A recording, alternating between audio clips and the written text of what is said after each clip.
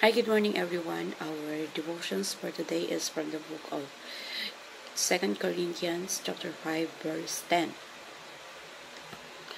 For we must all appear before the judgment seat of Christ, so that each of us may receive what is due us for the things done while in the body, whether good or bad. So, tayo lahat ay haharap sa ating Panginoong Hesukristo. Hindi yun para sa isa lang, or yun ay para sa bawat isa. Lahat tayo ay haharap sa hatol ng ating Panginoong Hesukristo. At lahat tayo haharap sa Kanya ng walang exemption. Lahat ng tao sa buong history. Simula sa panahon ni Adan hanggang sa kauli-ulihan na history of the fallen world. Lahat tayo ay haharap sa judgment sa Panginoong Hesukristo. Yun yung certainty na ikaw at ako ay sigurado na the time will come, we will face Jesus Christ. And ngayon, kailangan natin itong paghandaan. Preparation para sa future na hindi natin pwedeng isantabi yung pinapagawa sa atin ng Diyos, yung purpose ng Diyos. At hindi natin kailangang i-delay na sasayangan natin yung oras. Kasi haharap tayo sa ating Panginoon kung ano yung ginagawa natin ngayon. Accountable tayo sa mga pwede nating gawin. Kung ano man yung ginagawa natin, kung we will reap, we will sow. Kung ano yung tinanim natin, yun yung aanihin natin. Para kung ano yung aanihin natin sa judgment para sa mga bagay na ginawa natin habang nabubuhay pa tayo dito sa ating katawan, at lahat ng sasabihin natin at gagawin natin, titingnan nyo ng Diyos. Kung naglilingkod tayo sa Kanya, ito ay may karampatang parusa o yung prize na ibibigay ang Diyos sa atin. Whether you're unbeliever or not, lahat tayo haharap sa judgment. Kung kailangan nating parusahan sa mga ginawa nating masama. Pero salamat sa Panginoon kasi lahat ng ating ginawa ay natubos na yun ng ating Panginoon. At yung pagpupuri at pagpapasalamat, yun na lang ang tanging maibabalik natin sa Diyos. Yung mga mali natin na ginawa natin habang tayo nabubuhay pa, pagharap natin sa Panginoon, salamat sa Kanyang biyaya. Kasi kung haharapin man natin ng ating Diyos ng may walang pahig na kasalanan, yun yung napakagandang opportunity na gamitin natin yung buhay natin sa paglilingkod sa Kanya. Because we are saved to serve. Kasi ligtas tayo ngayon upang maglingkod sa ating Panginoon. At lahat ng ating gagawin dito sa lupa ay merong karampatang gantimpala.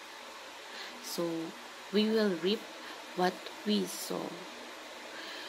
Kung ano man yung mga ginawa natin habang tayo ay nabubuhay pa. Huwag natin i-delay yung judgment na hindi natin yung tatakasan Hindi natin yung pwedeng i-reschedule na sasabihin natin, huwag muna ngayon kasi meron tayong appointment na iba. We cannot delay it. Kaya marami tayong panahon para maglingkod, mag-serve sa Lord, at yun yung preparation natin. Kasi pagdating sa judgment, hindi tayo pwedeng mag-adjust. Yung oras natin, paikli ng paikli while we in the body. Yung katawan natin, hindi tayo bumabata. Nagde-deteriorate tayo hanggang sa mamatay tayo. So, we don't have all the time in the world. Kaya ang oras natin gamitin natin sa paglilingkod sa ating Panginoon.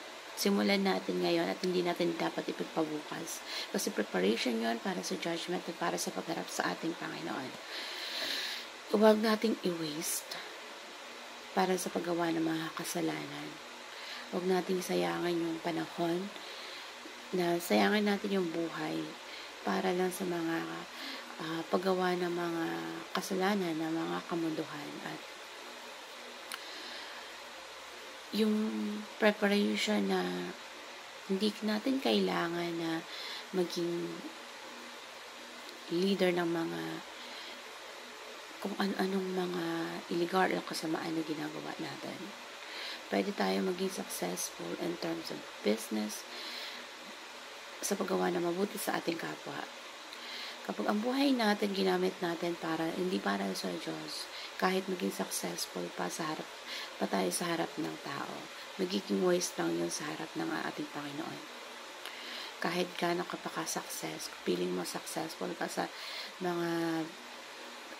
buhay na ginawa mo, pero kung hindi mo ipanapagamit sa Diyos, yan ay yung pag-aaksaya ng buhay na walang paglilingkod sa Diyos.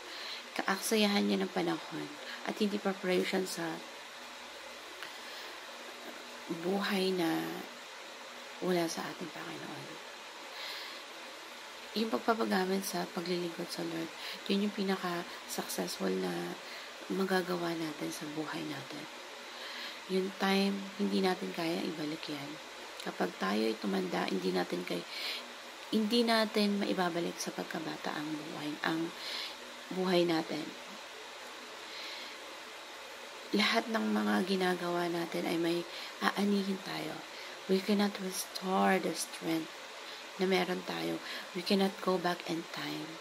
Kaya, ngayon ang oras ng paglilingkod sa ating Panginoon na hindi natin pwedeng sayangin. Kasi pag nawala na yung lakas natin, saka lang tayo tumanda, saka lang tayo gagawa ng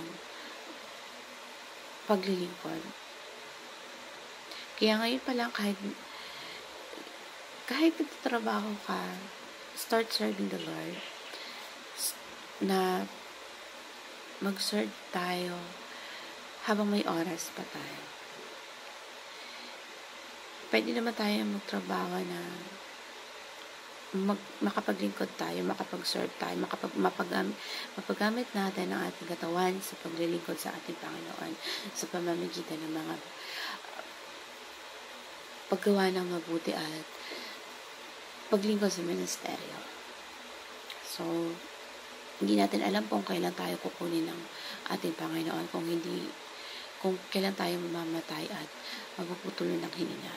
So, maybe tomorrow it's too late. So, ngayon palang gawin na natin yung mga dapat natin gawin para sa preparation ng judgments at pagharap natin sa ating Diyos. Huwag na natin ipagpabukas.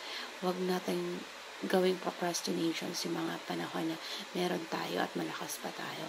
Dahil hindi natin alam. Mag-prepare tayo o kaya ipagpaliban natin yung mga kailangan gawin para sa paglilingkod para hindi tayo magsisi sa huli na gagawa lang tayo kung kailan nandiyan na tayo sa harapan ng Diyos. So, yun po yung katuroan sa talatang ito.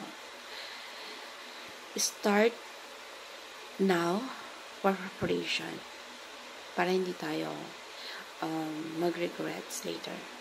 We prepare more or regret later. Maghanda ka na ngayon na humarap sa Panginoon para hindi natin pagsisihan.